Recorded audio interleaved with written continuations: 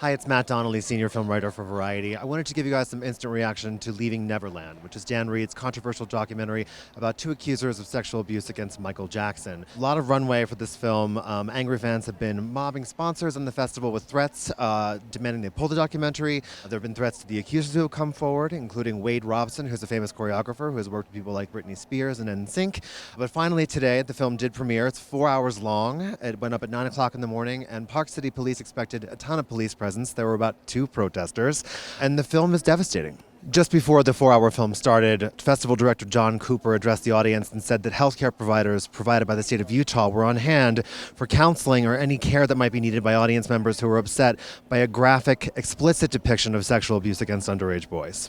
And the accusations certainly are graphic. We won't detail them here, but the relationships that both men say were sexual in nature and against their will began at the age of 7 and continued all the way to age 14. What's interesting about HBO releasing this film is that it has a similar rollout to Going Clear, the Scientology documentary that they brought to the festival a few years ago, which made a lot of noise around the world, and we suspect this might be even bigger.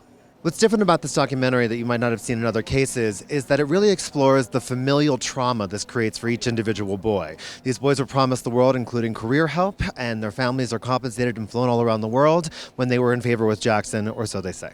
What's also interesting about Leaving Neverland is that Michael Jackson is a huge part of the cultural zeitgeist, so there are many famous faces in the film, including people like Britney Spears and NSYNC, who Wade Robson would later on choreograph for.